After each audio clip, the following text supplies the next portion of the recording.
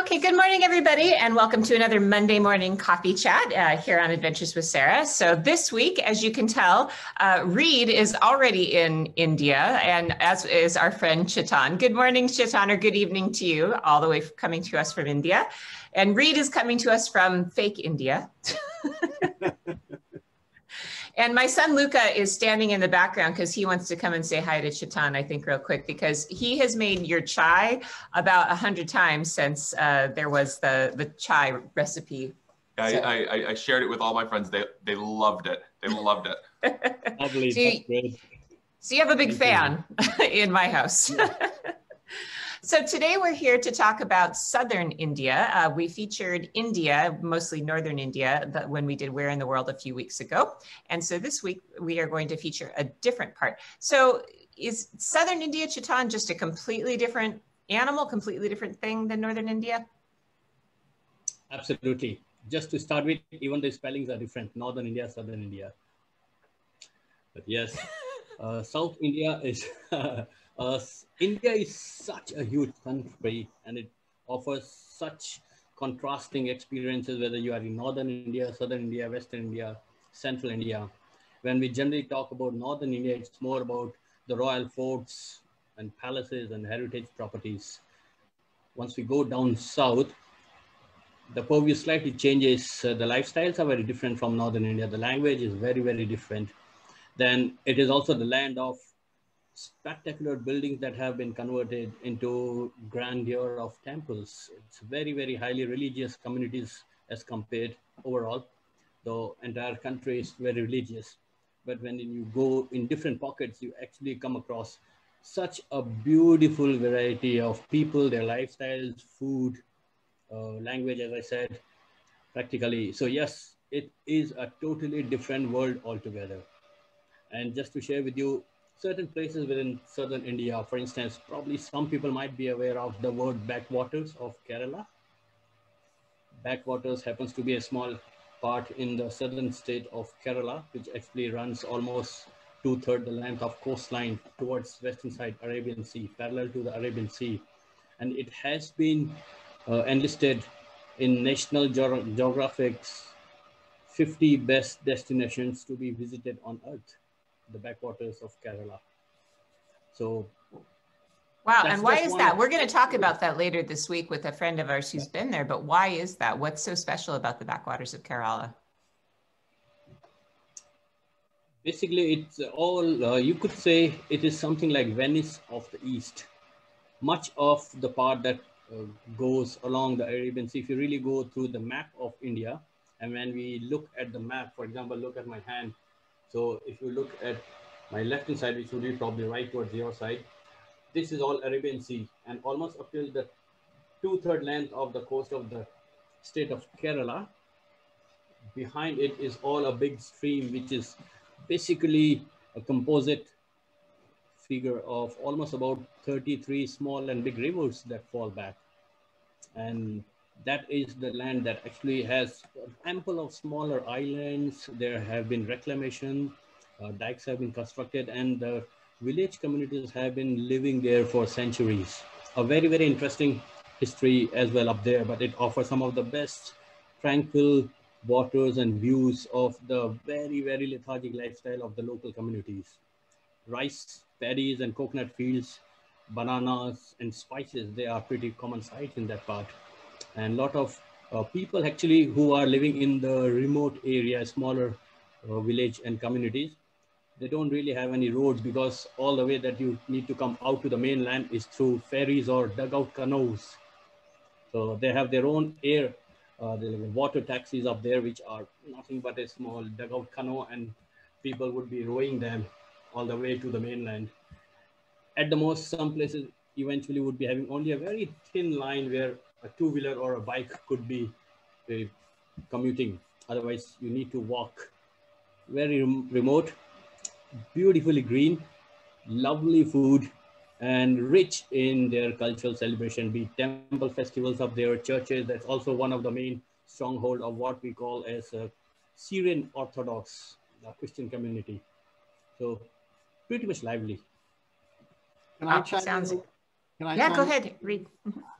First of all, it would be disingenuous of me to represent myself as any sort of expert on Kerala, because that is apart from Cochin, that is a part of India that I did not make it to in my travels.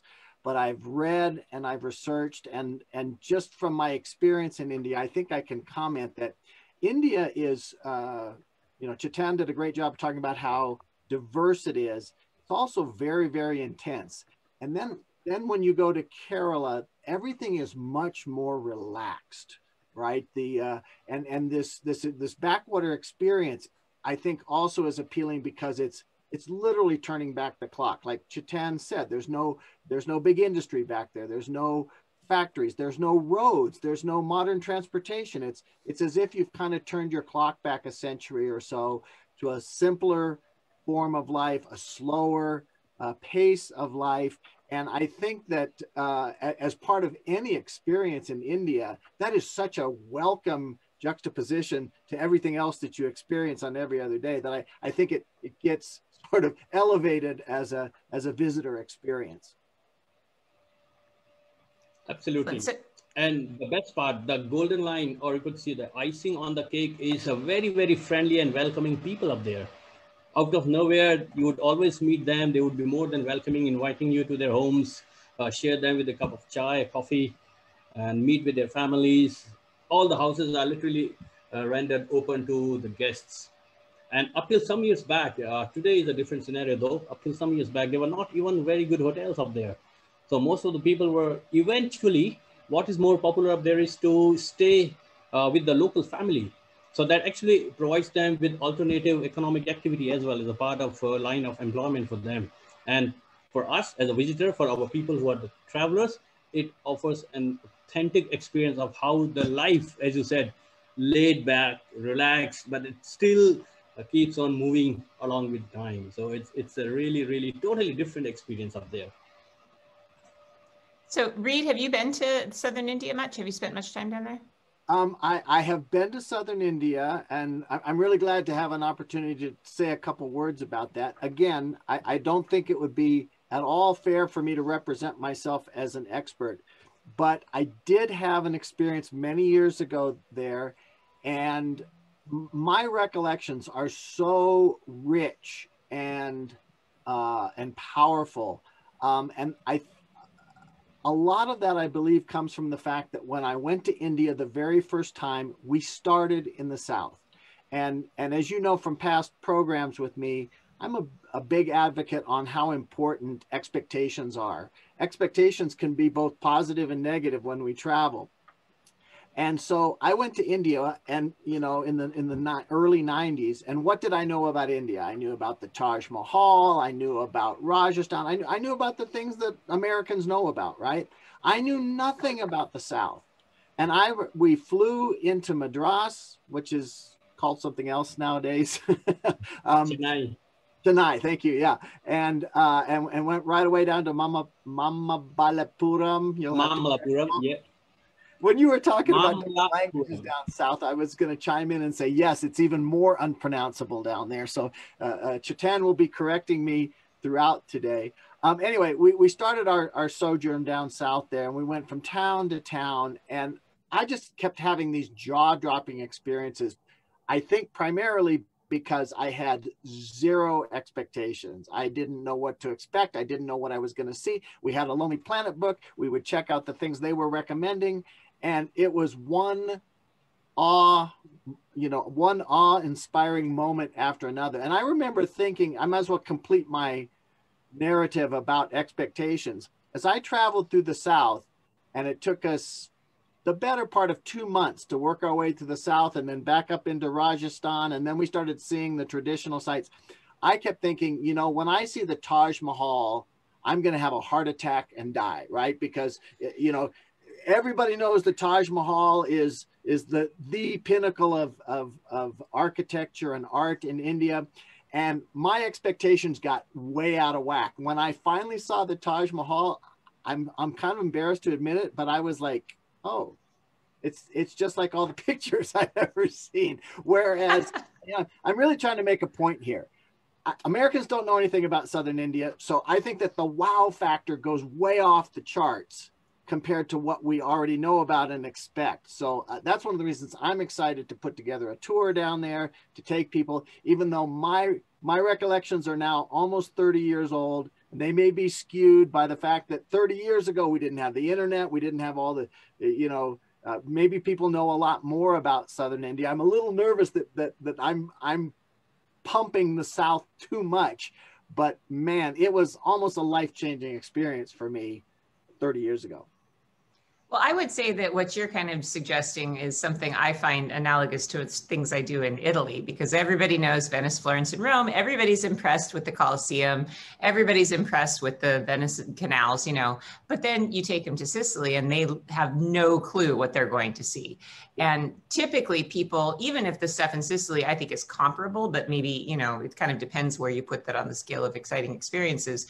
It definitely is heightened by the fact that people don't expect that because they don't know anything about it. So exactly. Yeah, no, I think you're absolutely right. I'd never thought about that, but I think you're absolutely right. So, so of the things in Southern India, what would people be familiar with who are watching this? Are there any major sites or things other than the backwaters, which we talked about? Are there any other things about Southern India that we would know?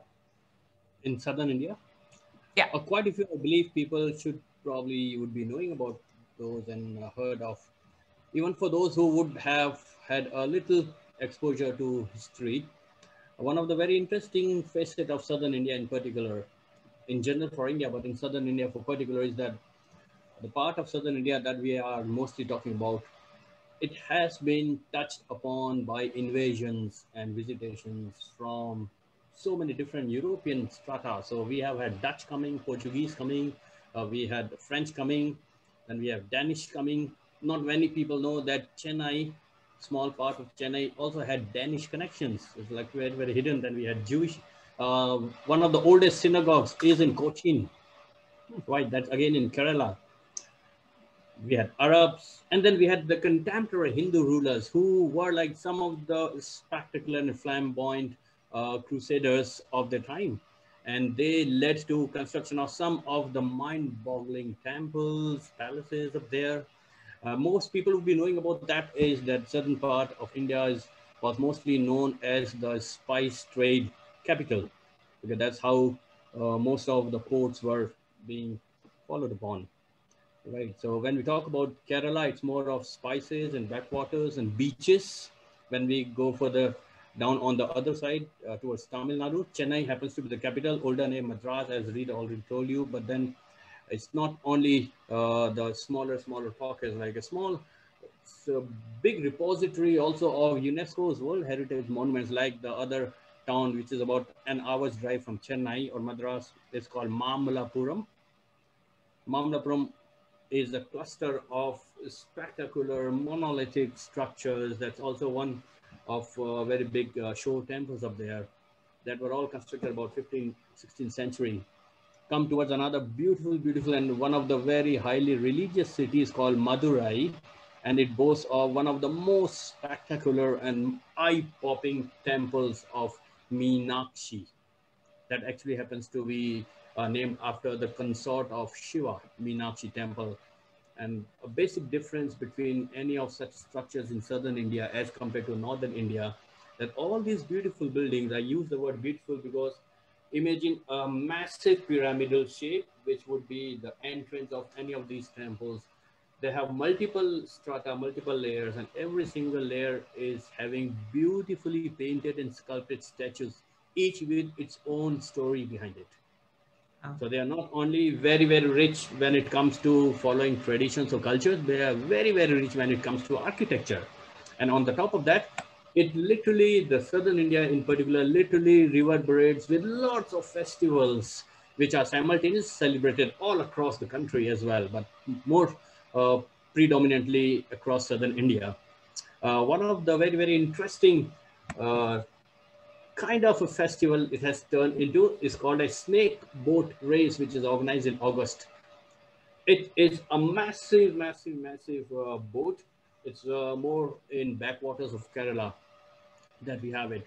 There's another something similar to, I would not really say almost equivalent of the bullfight or the matadors of Spain, but we do have a very, very ancient traditional this type of festival where they celebrate with the bulls, right, in question. That's in Tamil Nadu.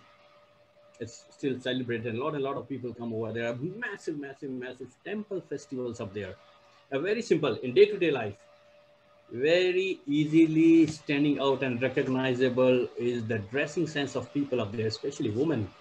Very simple saris, but they adorn themselves with jasmine flowers everywhere in southern India. So they would be tying a small garland of jasmine, everyday ritual that is. And see, if you could recall, earlier we were talking right from the way that a person has dressed himself or herself, the way that person has actually made his or her hair, more often than not, we can tell which region that person belongs to in southern India. And they have a very typical traditional dress. For example, if I can show you what I'm wearing right now is a very traditional shirt, which is a long shirt called kurta. Right, that's more typical of North Indian. In southern India, they wear something what is a loin cloth, which we wrap around the waist, L-U-N-G-I, lungi, that's for men, which is actually topped up with a shirt. The same loin cloth would be wrapped in a very different way so as to have kind of a tight pants, which we wear in Northern India. We call it dhoti, D-H-O-T-I. So similar dressing, but totally different connotation and different name. And that is their day-to-day, everyday dress. Yet another beautiful feature is that people still are living their traditional lifestyles relatively more as compared to what we see in major pockets of Northern India, for example. But the cities like Bangalore, people would be aware of because it is the Silicon Valley of India. If I have to give names, Hyderabad, which is very popularly known as Cyberabad, though it comes in a different state, again in southern India. So probably most people up there, say in the Americas or the Australias, Europe, may be aware of these big cities, which are more of industrial estates or industrial centers. But once they are here and they start permeating beyond these walls of concrete into the lifestyles of the smaller villages, and that's where we come across a very small place called Chettinad. Chettinadu. Very popular for the food or the cuisine that originates from that region, again in Tamil Nadu. So those who are a little bit aware of South Indian food like dosas and idlis, they would probably be also interested in trying something with Chettinadu cuisine. So that's like one of the simple examples, and it comes in vegetarian as well as non-vegetarian or meat items. So many specifics, we can literally pinpoint and pick them up when we travel across southern India. And for practical purposes, for all those who are watching and listening to us and hearing us, is on India map, come to Goa, which is south of Mumbai, and you draw a horizontal line across. So the entire region falling downwards, Goa and beyond, that is all commonly referred to as the southern India.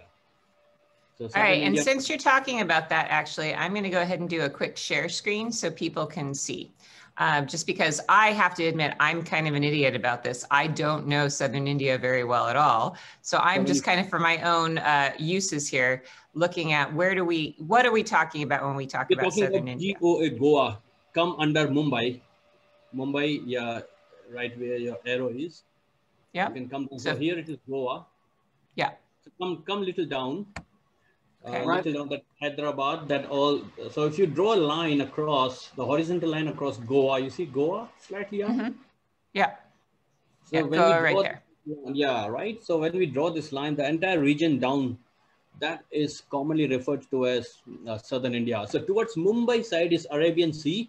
On the other side, where we were talking about Chennai or Madras, which is capital of Tamil Nadu, on the eastern side, we have Bay of Bengal. So this one is Bay of Bengal, right? Both, if you come literally down to the end of triangle of India map, right at the bottom, if you bring the arrow right at the bottom, right here. Where the Indian territory further down. So that's Madurai. I was talking about the temples. Yes, this tip where your arrow is right now, that actually happens to be the tip which is at the border of Kerala and Tamil Nadu. There is a place called Trivandrum, and from Trivandrum, which is capital of, you see this big name on the other side, Thiruvananthapuram, under Kerala. Mm-hmm. So that is the name. Yeah, this is the capital of Kerala state. So from this city, about 80 kilometers down right up to the last point, if you can bring your arrow back, it's called Kanyakumari. This is the place from where people can take a ferry and go to a little deep into the ocean where both of these, the Bay of Bengal and Arabian Sea, converge. So that's right, that's and near close to Sri Lanka also. Yeah. Okay. So this entire region, what we are talking about, is referred to as southern India. So this is almost, I mean, now that I'm looking at it on a map and I'm thinking about it, it's, I mean, you're close to Thailand, you're close to Bangladesh and Singapore and Malaysia. So this is sort of like a tropical, I mean, really it's tropical India, tropical, right? Yeah, it's tropical India. And another big difference is in its food. So all across, because as you would realize, it's most of the area is juxtaposed with coastline. So it is very, very rich in seafood, a whole lot of varieties of seafood. Wow, yeah. Well, and this is going to be fun this week because I'm going to be doing a little cooking class, Cucina Quarantena, but we're going to be doing Southern India food. So I've had a lot of fun this week researching what is Southern Indian food, because one of my friends is from Southern India. So I remember some of the things, a lot of coconut milk, a lot of really creamy curries, things that could almost be sort of mistaken for Thai food, but more spicy. So is that kind of the right characterization for Southern Indian food? In a way, but again, the food is so very different. So even from state to state, you could actually go and get what we call is a Mysore masala dosa. Mysore happens to be a very, very beautiful city in state of Karnataka. And you can go for a simple butter dosa, which happens to be from Tamil Nadu. Two different states, same dish. So yes, it has some beautiful contrasts when it comes to food as well. But then each region is having its own specific interesting range of food items. And for those, because we realize, and I've done a few tours, even veganism is becoming a phenomenon. So there is a huge variety of all those who are vegetarians or those who are specifically vegans. I would add here that notwithstanding absolutely a huge meat and seafood destination, it's paradise. But I was going to say too, I think for vegetarians, this is one part of the world where you don't get shortchanged even a little bit. I mean, there, you know, because many Hindus are vegetarian anyway. So just everywhere you go, there's vegetarian options. You never have to worry about that. But we carnivores do just fine, as well, as Chetan was saying. Chetan, what I want to bring up in terms of Southern Indian cuisine is the thali meal. That was the one that just sort of captured, I'd say my heart, but captured my stomach, right? That my very first experience was in Kanchipuram. It was the first little temple town that we visited from Chennai. And we just stopped at some little sidewalk stand that was written up in Lonely Planet, I'm guessing. And it was the best meal I had my whole time in India. And some of that might be just, you know, the way I recalled that meal. But for those of you who aren't familiar with the thali meal, it starts with rice, and then in a traditional place, then little boys or, you know, servers come around with their little silver buckets of various curries, right? And they just dump them out for you, and you eat with your fingers. I don't know if that's still true, but 30 years ago, we ate with our fingers. And also in this first place that I went to, they served it all on a banana leaf, right? You know, later on we had thali meals on plates and whatnot, but this was just done on a banana leaf. And so pile of rice, and then 3, 4, 5 different curried sauces, and you mix them together with your fingers. You eat them with your fingers. Then they come around with a bucket of water for you to clean your fingers. And it was just not only a great meal, and it was all you could eat too. And I you know, I don't want to get people the wrong idea, but 30 years ago, that meal cost me about 50 cents American, right? So I'm sure that's not true anymore, but it was not just a culinary experience, such a cultural experience, the way it was served and having it on a banana leaf. And then we'd say, I'm thirsty. And the little boys would run up and say, what, you know, they'd run next door to the 7-Eleven type market and come back with cold mango soft drinks, or, you know, or chai or beer, or whatever you wanted. And that just, it was all part of the experience. I just loved it. Is it still like that, Chetan? I mean, is that kind of experience still possible in the South? Absolutely. And that's what we do all the time. And even you see this particular aspect of thali, which you serve everything in a platter in one go, and then the people giving the personal touch, keep coming and serving you till the time you are little, no, but they still would want you to eat a bit more, bit more. It has actually permeated from all those small types, roadside eateries or small hotels or local restaurants, and they have found their way right up to some of the most star categories, big hotels, and they are still in huge demand because one, that is the real authentic way of reflecting a place's culture and their age-old practices, that people still sit on the floor and they eat. Of course, now the furniture is available, but most importantly, it is a whole composite, and it actually takes the jobs of what today we call as the nutritionist and the dietitian away, because that's what we are eating on a daily basis, what they would be prescribing to certain people, that this is how what we should eat in order to be healthy. So that is very much part of day-to-day life. And even when we do tours, we always make sure that there would be a lot of thalis of different regions and different places that would be on offer. And you are very right when it comes to your memory, absolutely remarkable. Banana leaf is the way to eat up there. And then this is how you pick up the rice as in a scoop, and with your thumb, you push it inside. That's how you like do it, and everything would be mixed in this. You make a type of like a little well of the rice mountain, you dig it, and then you pour all the curries, mix them together, and that's how you go it. Well, you know, I've never been to India yet, but the thali thing I am very familiar with, because there's a few restaurants around where I live that do that. In fact, there was like a modern American restaurant where they took the thali principle and they served their food, and I love that restaurant. And the reason is that I'm a nibbler. I like a little bit of everything. Like, I don't really want just one plate with one thing on it. My favorite way to eat is like buffet style, or when you get little things. And that's what's so delightful about a thali, is it's just a big plate with all the little dishes, and you get a little bit of rice, a little bit of curry, a little bit of, you know, maybe papadum or something like that. You get all the little things. And it's the most delightful way to eat, in my opinion.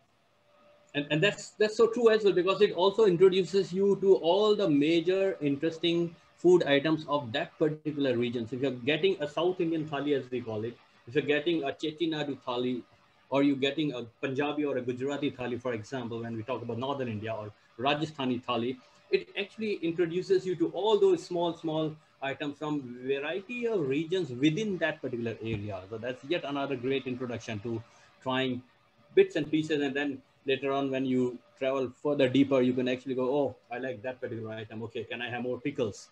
Can I have more? Yeah, I wish that like every single country in the world did thali, because as a tour guide, that'd be fantastic. You just order like the sampler platter. It's like the, you know, you get a little bit of everything. And even if you don't like it, you just you can have the no thank you bite, and you don't feel bad because it was just a little bit of a nibble of it. So that's really exciting. You also perked up my interest a little bit, just as a slightly different conversation about beaches, because I know Reed could care less about the beach, but I'm from Los Angeles, and for me, beaches are like, that should be a part of travel.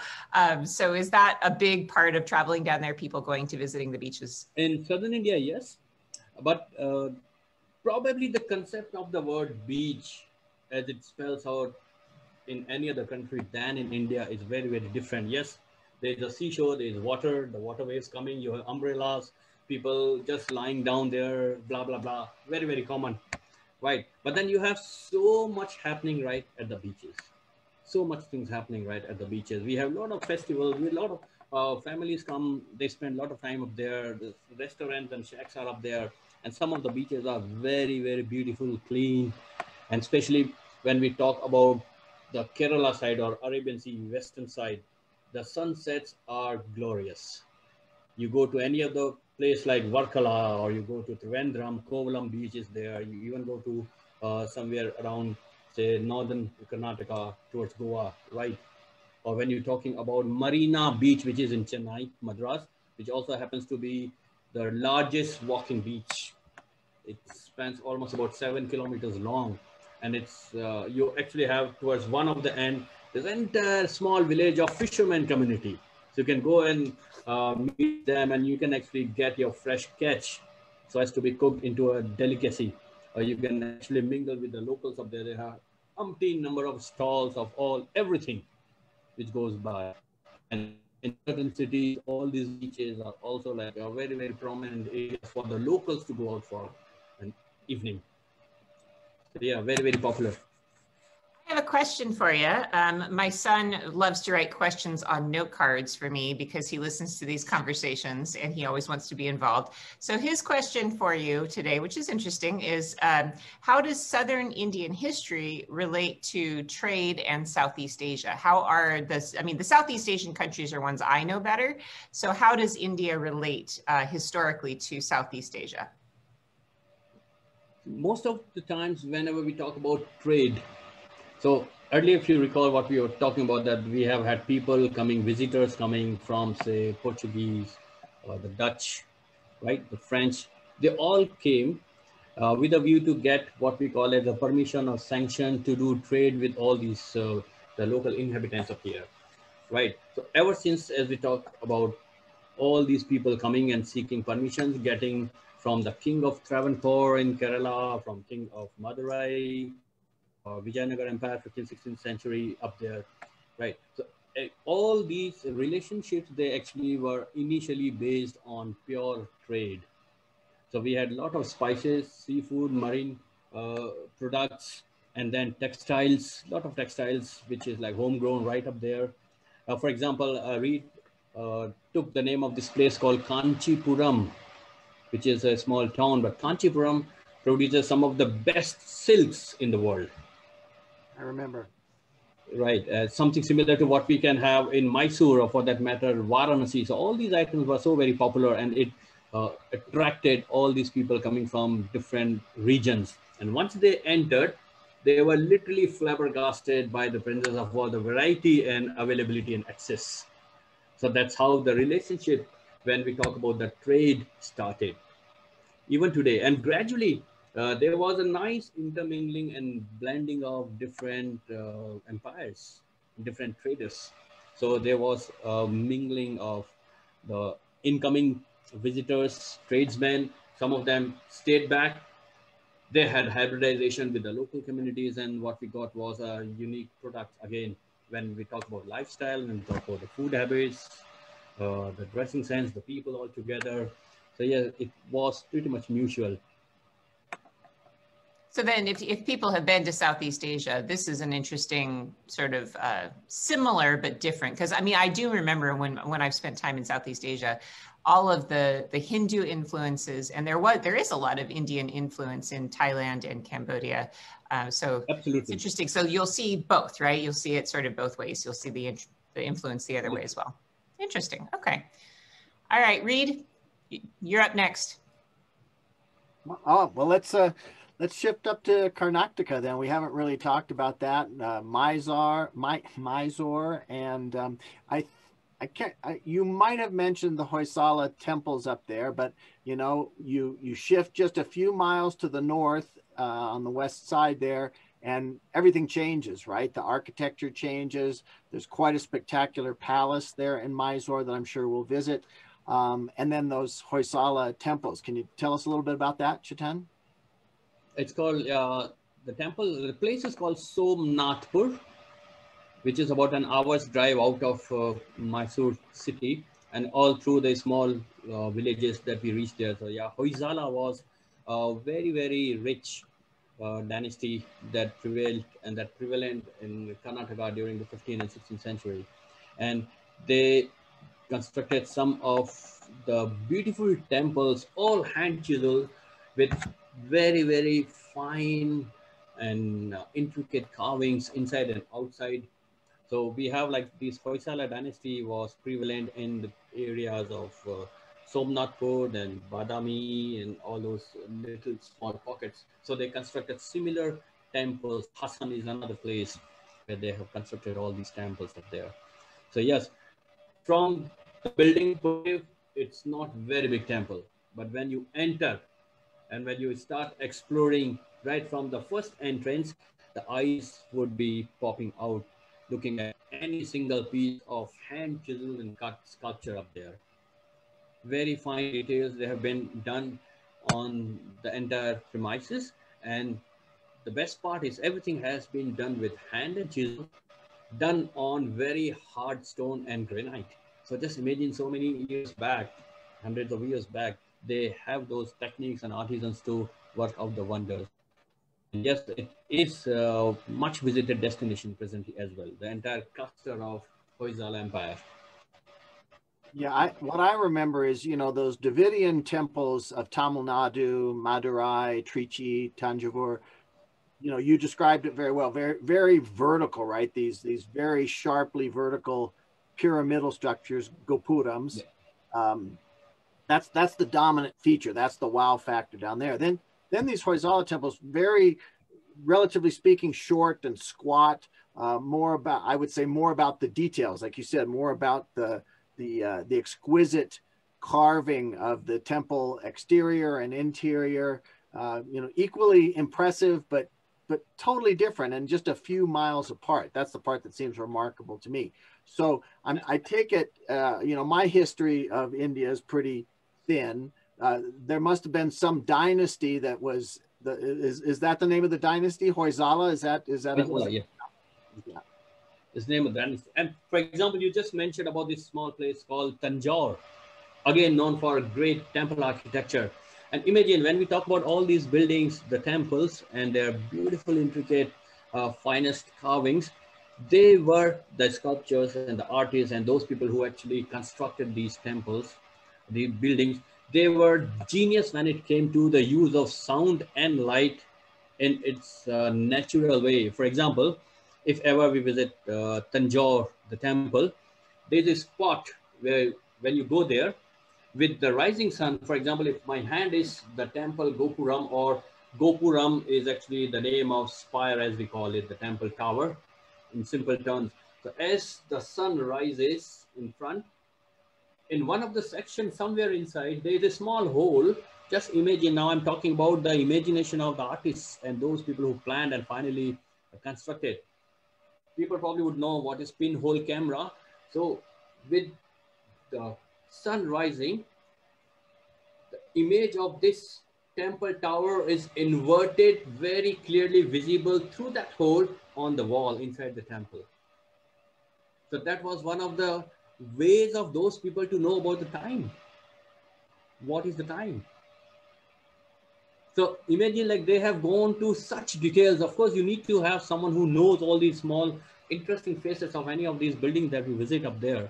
But that's just one example. Similarly, Hoysala temples, they have made use of excellent way to use directions and how the sunlight enters even into the darkest antechambers inside. And they have used very good acoustics up there, such that what you are talking inside, what you are chanting inside, remains as an echo, which we believe would be really used for calming down the minds and purging you out of all your stress and strain. That's how all these temples would be constructed. When we talk about the main antechamber, right, where the main statue is kept, would always be the spot where Earth's magnetic field is the maximum. And if you remember, we always enter the temples barefoot. So what is happening is that our foot or our feet is touching the floor, the earth floor, and through the Earth's magnetic field, the iron in our blood, the oxygen in the blood, it actually gets activated. And how it is done, because before entering, you ring the bell. Tan. So while you are sitting there and you pronounce this, there's a small vibration right in the mind, even with the eyes open. This, everything leads to calming of your mind. And they were very, very intelligent also to use the flow of wind. So they were also geography experts. So most of the time, as you will see, east facing, as we say, east is the sun rising direction, right? So they would be having most of the entrances towards the east, and the backside would be towards the west, where the sun sets, so the moon rises up. And in most of the places, if you really look at, without going through any obtuse angle or an oblique angle, the direction of the flow of wind is mostly towards east or northeast towards westwards. So they have constructed all these buildings in a way that even if it is 43 degrees outside, which actually does touch when you go there in around, say, May or June, it's pretty comfortable inside these buildings, all made of stone, which is emanating strong heat up there. So that's like mastermind. But that is best seen and experienced than really meaning. Of course, it does give an idea about what we are talking to all those who are listening to or watching this thing. But if any one of those visits there, and when they're standing in front of the Madurai temple or Tanjore temple or any of these Mamallapuram, any churches up there, then they realize what we are talking about. Right. One small piece of a pillar frieze probably would take more than 2 or 3 days to be completed. And imagine one hard blow on that piece of stone, a crack develops, the poor fellow had to start all over again. Done by so many different hands, different frames of mind, different timings, but the end product is identical, machine made. Yeah, absolutely impeccable. That is the brilliance of those temples. And the people are literally flabbergasted. They just keep on staring. They don't really want to leave. They would want to know more about those stories and then add the live festivities inside any of those temples. The elephants roaming around, the priests chanting, some weddings happening, some children's ceremonies happening, people in colorful costumes, flowers, so many things happening. And then you are offered every time you go to any of the temples, lovely yummy.com ambrosia, which is the temple offering. So.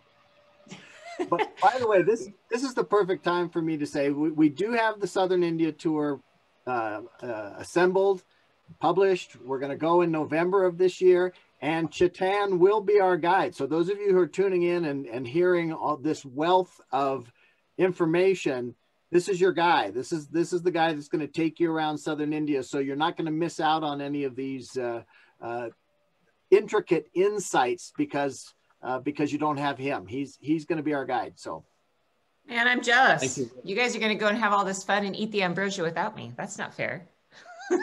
Nectar of the gods. Just get cash, just join us. Yeah, I was going to say, maybe if I got nothing to do in November, I'll just hop on a plane and come and join you. That sounds really fun. You always make everything sound fun, Chetan. That's the thing. So, go ahead, Sarah. Oh, no, I was just going to say, Chetan sent us some great photos, which don't specifically relate to what we're talking about, but I think that they are just fun because they definitely make me want to go and have fun with you. So I'm just going to quickly share screen and see if I can pull this up. Let's see. I don't know if this is going to do it. Can you see that? Do you see a photo? We see your screen, but not the photo yet. Okay, let me try and do it again. There we go. All right, what am I looking at? Wow, that is the, oh, it's very empty temple premises. No one there, if you could see. Well, this is a wave after wave of all the visitors on one of the most vivaciously vibrant festival of colors called Holi. This happens to be from inside one of the temples dedicated to Lord Krishna in Mathura. It's a small city near Agra in northern India. And that also happens to be the place associated with one of the major gods called Lord Krishna. That's Holi, which is today. Happy Holi, everyone from India. Happy Holi. All right, and we've got some more. Let me pull up one that I think is pretty fun here. Let's have a look. I think most Americans will be a little bit familiar. This is the festival in India where they throw the colored powder on everybody, right? And I think once Sarah is successful, you're going to see, there it is. Yes. That's me.com. When was that? When was that taken? Was that recently? Oh, that was last year. Last year, okay. Because this Are year, they doing it this year? Because of Corona. Sorry? Are they doing it this year then, or no? Oh, this year, today is Holi. Because of Corona, the trips have been suspended. So we are not doing any of the tours. Oh, no. Okay. But the festival is going on. Like we had a lot of celebrations. Yes. We had a lot of celebrations. That looks like a lot of fun right there. It is. So tell us a little bit about this festival. Absolutely. So before that, let me also talk about a very, very good friend of mine. If you really see this gentleman, right, a tall gentleman with no hair, he's called Steve Davey from the UK. So he's the person, he's actually a photographer, travel photographer. He and me have been doing special photography tours around Holi, for that matter. Every year he comes, and then we go to some of the cultural festival to photograph, and it actually is a trip, but the main difference is that they are all photographers who travel. So this particular photo was taken when I had all of my group members literally crushed inside the crowd of almost about 8,000 to 9,000 people inside a small temple, the photo of which you just showed earlier. And this was a very happy group of people where everyone, after smearing each other with colors, we pose for one of the families. If you see this gentleman who is in turban, he's actually taking a selfie. So this is how this photo comes up, and then he shared with us all. So about this festival, it is actually celebrated in the month of March. The dates do vary because we believe in the lunar calendar. This year, it was celebrated today and yesterday. So 28 and 29, it basically is a 2-day festival. But in the region where we had Lord Krishna's legend, so that region basically is called as BRIJ Bridge, which is on the map. If you want to go, you see the area near Agra. It's called Mathura and Vrindavan. These are the places that that goes berserk with this festival. So basically, we color each other with different types of colors, and these all colors are made with herbal powder. Right? Some of these are also making use of some chemicals, but we try to go and use only the herbal colors. Now, this also has a lot of legends and stories behind this. So it so happens that it symbolizes the victory of good over evils, right? There are so many different stories, legends behind it. And so you go to Delhi, further up Delhi towards UP. So that's Agra that I pinpointed there. So between Delhi and Agra, between Delhi and Agra, you should be able to see Mathura if you. There we go, right here. There it is. Yeah. So this is the main place that the celebration takes place, right? That is the yeah. So you see Vrindavan and Mathura coming. This is the main. Though Holi is celebrated all over the country, but this is, you could see, the color festival or capital of Holi, and it actually encompasses about 6-7 smaller villages. So when we go there, we actually keep 3 to 4 days exclusively for the festival, because we would be going and visiting different temples and experiencing so many different things happening up there. A lot of these things are traditionally being practiced based on the stories of Lord Krishna and his consort and his friend Radha. And it looks like it's like a fair as well, right? Yeah, this actually, I took this photograph of a local roadside shop. So all these things which are hanging, they are actually water guns, different types of cannons and water guns. So people could actually fill them with water, and then they hit each other with that. They throw the water, and the piles that you see are piles of different colors everywhere. So these types of shops mushroom, and they are free. You can just go. When I say free, of course, you need to pay, but they are freely available. Go any point of time, go buy colors and smear everyone with colors. Just for our audience, I've got some colors here. If you want, I can show those colors.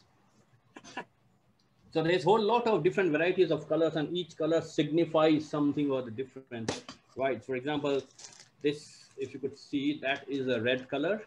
Yep. Yeah. So red color we mostly make from pomegranate. There's another a tree called Butea monosperma, which is called flame of forest. That's how it looks like. See? Is it visible? Oh, yeah. Yeah, so that's how it looks like. We also make use of hibiscus for that. This is probably, you would recall my photograph in yellow. Wow. That's the yellow color.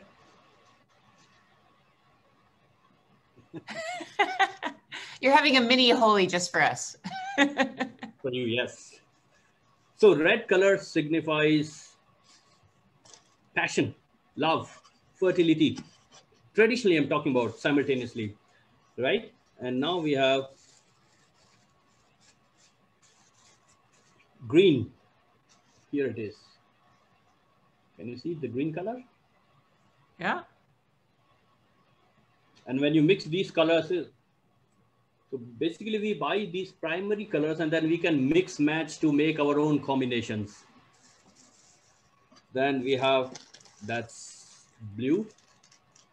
Blue happens to be the color of Lord Krishna. It also symbolizes the sky and the oceans, blue in color, water, right, which is infinite, which purges you of everything. Then we have a red color. That was dark pink. There's another shade of red here.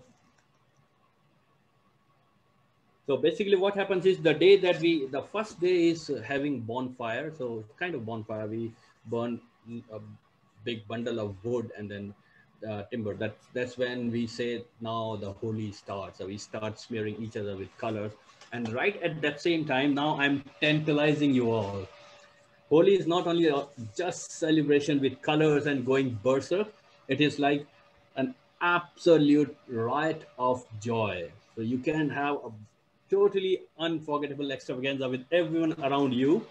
And then once it is done, it keeps on going for almost starting from early in the morning till about 2, 3, 4 p.m., depending upon the stamina of people and the crowd gathering, and depends upon how many of you are totally doing that. Once it is over, and if, for example, if it is happening in a neighborhood, the host, anyone can be host. They say, oh, okay, let's take a bit of break. And then we offer everyone who is around, 5 people, 10 people, 50 people, doesn't matter. Everyone who is around, even if you do not know them, because you would not even make out anyway because the faces are all covered, isn't it? But they are all equally invited. And then this is what we offer them. All homemade sweets and munches. I've got some piling up here just to show you what all we make. This is type of a fudge. It's all homemade. Beautiful. What's that made out of? It's made of the milk cake and a bit of cottage cheese. Oh, okay. Wheat flour. We also make this from gram flour. And you see the silver topping? This basically is edible silver foil. In India, we eat this thing, silver foil. So nothing to worry about. Anyone who is on our tours, you need to gluttonize on all these items. That's one. There's another one. That's yet another. Probably a lot of you, at least Reed, you and I believe Sarah, you would be knowing about these. We call them laddus. I remember those. Beautiful. That's laddu. L-A-D-D-U, laddu, right? So these trees, and then I have this entire different tray that is like munches. It's all made of corn and rice and peanuts. So it's really at conch.com.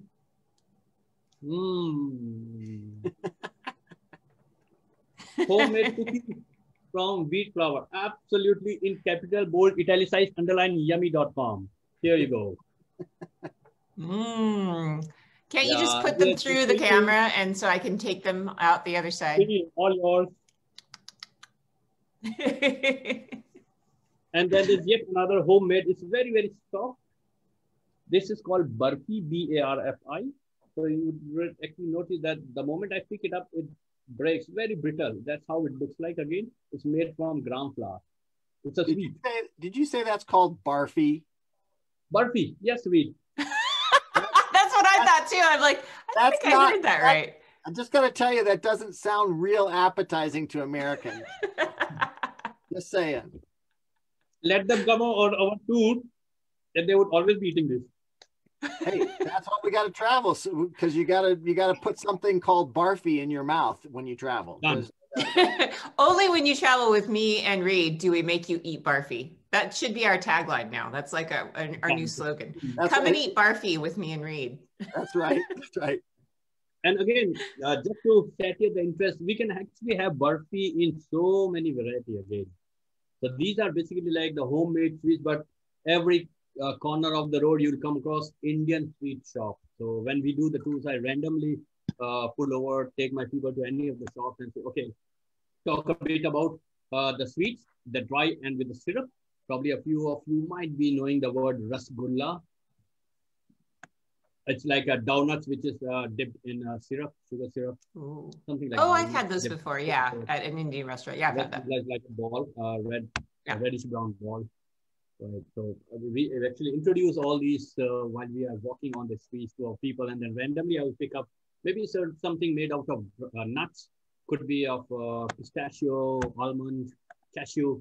Have them try that. Some of these burfis or fudge, and everyone goes gaga about, can we have a bit of for us to pack? And I said, go ahead, have the local economy. Why not? Yeah. So we play colors. We share the food.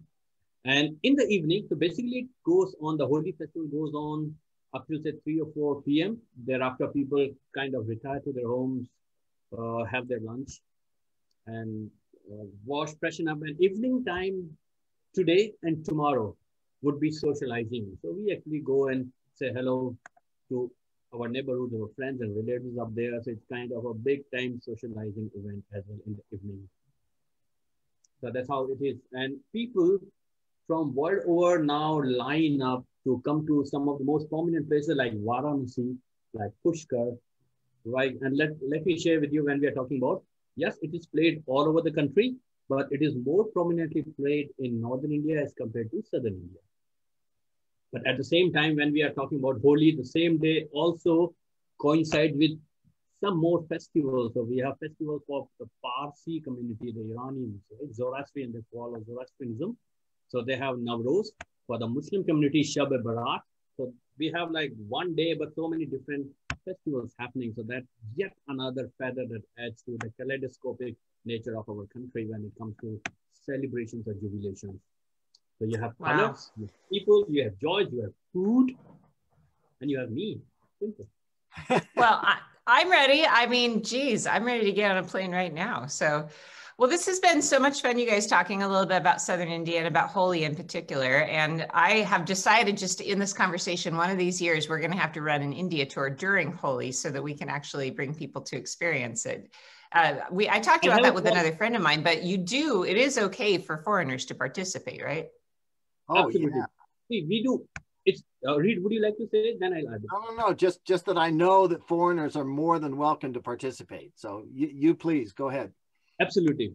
See, and it's welcome to everyone and for all. But yes, when we have Westerners with our people coming from different countries, they come with a bit of expectation. So we need to educate them first about what they are going to expect. One thing, it is about crowds. It is about a lot of people right in, say, per square inch, there probably would be 600 people. Just imagine that. And with that 600 people, add 10, 20 or 15 of your group members. So 615 per square inch. I'm just giving you a very vague example, right? So you need to brush your shoulders when you are celebrating Holi. We do not follow what we call as principle of private space. There's nothing like a private space around you. So everyone would literally be intruding into your private spaces, right? As you could see that photograph of the crowd, that's number one. Number two, yes, we have to tell them certain things about that. When people come to put colors, the best thing is let them do it rather than kind of resisting. More you resist, more likely are you to be pounced upon by all those anxious, curious, to a little extent naughty as well, innocent as well crowds, especially of youngsters, right? Because if they are successful in smearing you with some colors, that would be talk of town for them for probably about a week. I painted a traveler, tourist. I put color on him. So just go limp and go with it. Yeah. If you resist, then it's going to be worse. And it's true about life. Would you like to see a very short video I took during one of my tours? It's ready. Yeah, please. And it is again of a different temple. I hope I would be showing this on my phone. I hope it is visible. Yeah, well, let's try it. Hold on. Let me just change the view so people can see better. Okay, go. Wow. This is flower. So colors as well as flowers, floral. So the priests are throwing flowers as well as flower petals and colors. That's again from one of the temples.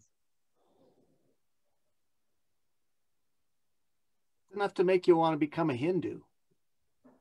I mean, they know how to party, obviously.